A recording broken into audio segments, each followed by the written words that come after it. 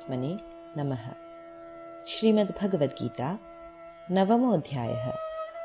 श्री भगवान बोले, तुझ दोष दृष्टि रहित भक्त के लिए इस परम गोपनीय विज्ञान सहित ज्ञान को पुनः भली भांति कहूंगा, जिसको जानकर तू दुख रूप संसार से मुक्त हो जाएगा। यह विज्ञान सहित ज्ञान सब विद्याओं का राजा, सब गोपनीयों का राजा, अति पवित्र, अति उत्तम, प्रत्यक्ष फल वाला, धर्मयुक्त, साधन करने में बड़ा सुगम और अविनाशी है। हे परंतप, इस उपर्युक्त धर्म में श्रद्धा रहित पुरुष मुझको न प्राप्त होकर मृत्यु रूप संसार चक्र में भ्रमण करते रहते हैं। मुझ निराकार परमात्मा से यह सब जगत जल से बर्फ के सदृश परिपूर्ण है और सब भूत मेरे अंतर्गत संकल्प के आधार स्थित हैं, किंतु वास्तव में मैं उनमें स्थित नहीं हूँ। वे सब भूत मुझ में स्थित नहीं हैं, किंतु मेरी ईश्वरीय योग शक्ति को देख कि भूतों का धारण पोषण करने वाला और भूतों को उत्पन्न करने वाला भी मेरा आत्मा वास्तव में भूतों में स्थित नहीं है। जैसे आकाश से उत्पन्न सर्वत्र विचरने वाला महान वायु सदा आकाश में ही स्थित है, वैसे ही मेरे संकल्प द्वारा उत्पन्न होने से संपूर्ण भूत मुझ में स्थित हैं, ऐसा जान। हे अर्जुन, कल्पों के अंत में सब भूत मेरी प्रकृति को प्राप्त होते हैं, अर्थात प्रकृति में लीन होते हैं, और कल्पों के आदि में उनको मैं फिर रचता हूँ। अपनी प्रकृति को अंगीकार करके स्वभाव के बल से परतंत्र हुए संपूर्ण भूत समुदाय को बार बार उनके कर्मों के अनुसार रचता हूँ।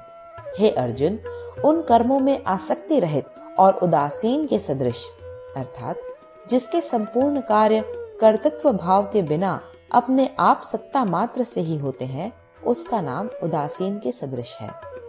उन कर्मों में आसक्ति रहित और उदासीन के सदृश स्थित मुझ परमात्मा को वे कर्म नहीं बांधते। हे अर्जुन, मुझ अधिष्ठाता के सकाश से प्रकृति चराचर सहित सर्व जगत को रचती है और इस हेतु से ही यह संसार चक्र घूम रहा है। मेरे परम भाव को न जानने वाले मूढ़ लोग मनुष्य का शरीर धारण करने वाले मुझ संपूर्ण भूतों के महान ईश्वर को तुच्छ समझते हैं, अर्थात अपनी योग माया से संसार के उद्धार के लिए मनुष्य रूप में विचरते हुए मुझ परमेश्वर को साधारण मनुष्य मानते हैं। वे व्यर्थ आशा, व्यर्थ कर्म और व्यर्थ ज्ञान वाले विक्षिप्त चित्त अज्ञानी जन राक्षसी, आसुरी और मोहिनी प्रकृति को ही धारण किए रहते हैं। परंतु हे कुंती पुत्र, दैवी प्रकृति के आश्रित महात्मा जन मुझको सब भूतों का सनातन कारण और नाश रहित अक्षर स्वरूप जानकर अनन्य मन से युक्त होकर निरंतर भजते हैं। वे दृढ़ निश्चय वाले भक्त जन निरंतर मेरे नाम और गुणों का कीर्तन करते हुए तथा मेरी प्राप्ति के लिए यत्न करते हुए और मुझको बार बार प्रणाम करते हुए सदा मेरे ध्यान में युक्त होकर अनन्य प्रेम से मेरी उपासना करते हैं। दूसरे ज्ञान योगी मुझ निर्गुण निराकार ब्रह्म का ज्ञान यज्ञ के द्वारा अभिन्न भाव से पूजन करते हुए भी मेरी उपासना करते हैं, और दूसरे मनुष्य बहुत प्रकार से स्थित मुझ विराट स्वरूप परमेश्वर की पृथक भाव से उपासना करते हैं। क्रतु मैं हूँ, यज्ञ मैं हूँ, स्वधा मैं हूँ, औषधि मैं हूँ, मंत्र मैं हूँ, घृत मैं हूँ, अग्नि मैं हूँ और हवन रूप क्रिया भी मैं ही हूँ। इस संपूर्ण जगत का धाता अर्थात धारण करने वाला एवं कर्मों के फल को देने वाला, पिता, माता, पितामह, जानने योग्य, पवित्र ओंकार तथा ऋग्वेद, सामवेद और यजुर्वेद भी मैं ही हूँ। प्राप्त होने योग्य परम धाम, भरण पोषण करने वाला, सबका स्वामी, शुभाशुभ का देखने वाला, सबका वास स्थान, शरण लेने योग्य, प्रत्युपकार न चाहकर हित करने वाला, सबकी उत्पत्ति प्रलय का हेतु, स्थिति का आधार, निधान और अविनाशी कारण भी मैं ही हूँ। टिप्पणी: प्रलय काल में संपूर्ण भूत सूक्ष्म रूप से जिसमें लय होते हैं, उसका नाम निधान है।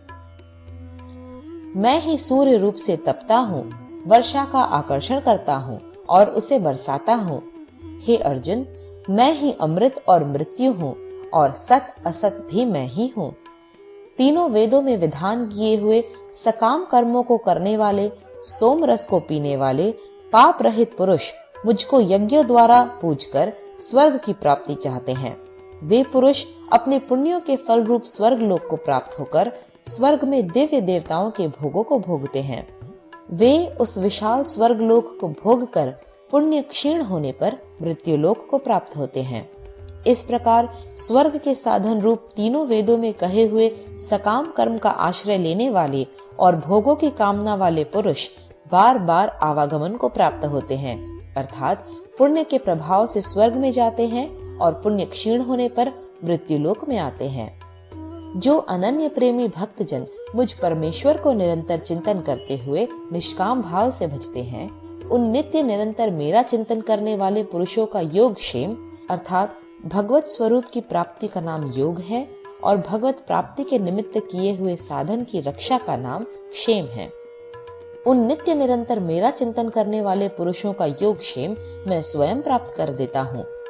हे अर्जुन, यद्यपि श्रद्धा से युक्त जो सकाम भक्त दूसरे देवताओं को पूजते हैं, वे भी मुझको ही पूजते हैं, किंतु उनका वह पूजन अविधि पूर्वक अर्थात अज्ञान पूर्वक है, क्योंकि संपूर्ण यज्ञों का भोक्ता और स्वामी भी मैं ही हूँ, परंतु वे मुझ परमेश्वर को तत्व से नहीं जानते, इसी से गिरते हैं अर्थात पुनर्जन्म को प्राप्त होते हैं।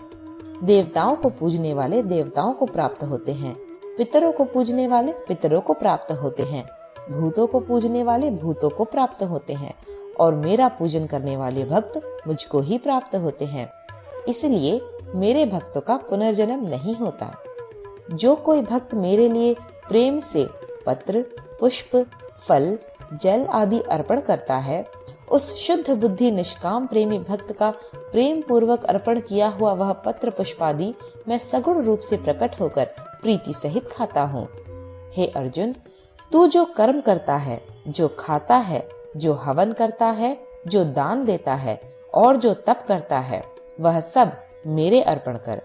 इस प्रकार जिसमें समस्त कर्म मुझ भगवान के अर्पण होते हैं, ऐसे संन्यास योग से युक्त चित्त वाला तू शुभाशुभ फल रूप कर्म बंधन से मुक्त हो जाएगा और उनसे मुक्त होकर मुझको ही प्राप्त होगा। मैं सब भूतों में समभाव से व्यापक हूँ, न कोई मेरा अप्रिय है और न प्रिय है, परंतु जो भक्त मुझको प्रेम से भजते हैं वे मुझ में हैं और मैं भी उनमें प्रत्यक्ष प्रकट हूँ। टिप्पणी: जैसे सूक्ष्म रूप से सब जगह व्यापक हुआ भी अग्नि साधनों द्वारा प्रकट करने से ही प्रत्यक्ष होता है, वैसे ही सब जगह स्थित हुआ भी परमेश्वर भक्ति से भजने वाले के ही अंतःकरण में प्रत्यक्ष रूप से प्रकट होता है। यदि कोई अतिशय दुराचारी भी अनन्य भाव से मेरा भक्त होकर मुझको भजता है, तो वह साधु ही मानने योग्य है, क्योंकि वह यथार्थ निश्चय वाला है, अर्थात उसने भली भांति निश्चय कर लिया है कि परमेश्वर के भजन के समान अन्य कुछ भी नहीं है। वह शीघ्र ही धर्मात्मा हो जाता है और सदा रहने वाली परम शांति को प्राप्त होता है। हे अर्जुन, तू निश्चय पूर्वक सत्य जान कि मेरा भक्त नष्ट नहीं होता। हे अर्जुन, स्त्री, वैश्य, शूद्र तथा पाप योनि, चांडाल आदि जो कोई भी हो, वे भी मेरे शरण होकर परम गति को ही प्राप्त होते हैं। फिर इसमें कहना ही क्या है, जो पुण्यशील ब्राह्मण तथा राजर्षि भक्तजन मेरी शरण होकर परम गति को प्राप्त होते हैं। इसलिए तू सुख रहित और क्षण भंगुर इस मनुष्य शरीर को प्राप्त होकर निरंतर मेरा ही भजन कर। मुझ में मन वाला हो, मेरा भक्त बन, मेरा पूजन करने वाला हो, मुझको प्रणाम कर। इस प्रकार आत्मा को मुझ में नियुक्त करके मेरे परायण होकर तू मुझको ही प्राप्त होगा। 9वां अध्याय समाप्त।